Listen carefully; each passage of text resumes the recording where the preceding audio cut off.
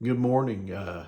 Here it is. It's Wednesday already. It's hard to believe, but it's already Hump Day, the middle of the week. It's March the 1st. It's the beginning of a new month, and certainly, as you can see, I haven't changed my calendar yet, but that's not bad considering it's the first day of the month. But anyway, hope that you had a great Tuesday. Hope that you enjoyed. It was a beautiful day out, and hope you're able to at least enjoy it a little bit. But anyway, now here we are on Wednesday. I think today's supposed to be pretty nice, and I think it's supposed to turn a little bit on us, and hopefully get some more rain. That's the most important thing. But anyway, this morning, as we begin this new day, I want to talk about the title of the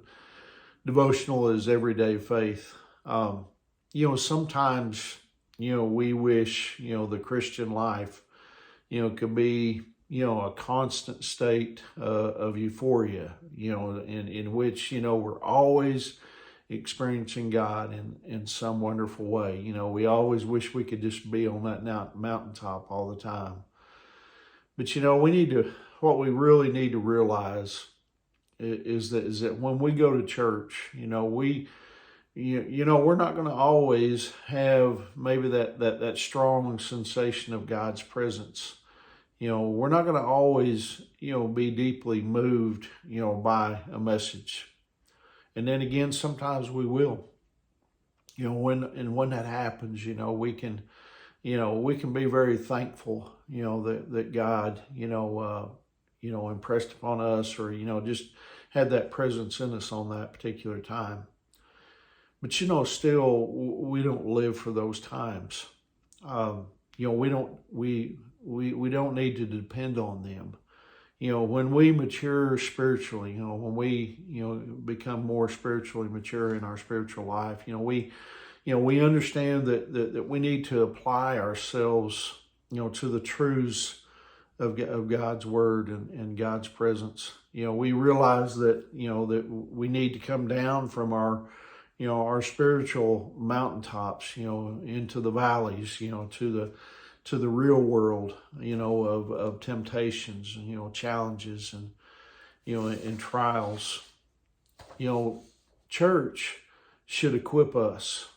It should challenge us, and it should build us up. Something wonderful happens, when God's people, come together for worship and Bible study. Jesus said the following in Matthew chapter 18, verse 20. He said, "For where two or three are gathered together in my name, I am there in the midst of them." You see, not only is God's presence, manifested, in a unique way at church, excuse me, but you see, we often find a resolution for our problems while there. Or at least we gain a better perspective on how to deal with them. The psalmist Asaph, he grappled with, this age-old question of why the wicked prosper. And then it dawned on him when he said in Psalm 73, verses 16 and 17, he said, "When I thought how to understand this, it was too painful for me. Until I went into the sanctuary of God, then I understood therein." You see, in other words, what Asaph was saying was, I didn't understand why things are the way they are.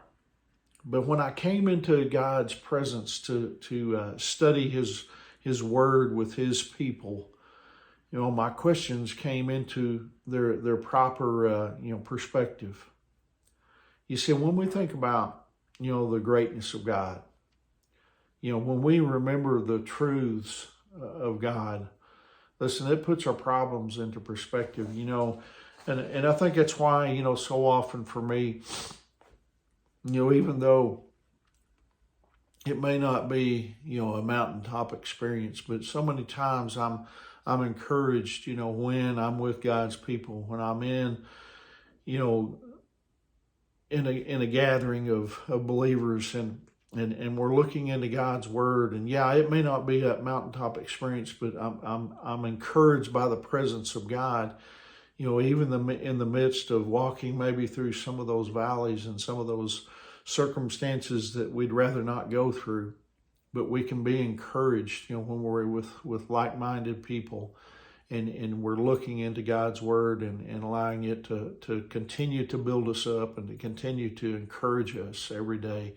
And so I hope that's what you have in your life. And if you don't, I pray that you would seek that out. I hope that, if you're close by here, we'd love for you to come serve with us. But anyway, just remember, that as you go throughout this day, remember Angie and I, we love you guys and we're praying for you. And Lord willing, I'll see you tomorrow morning. God bless you.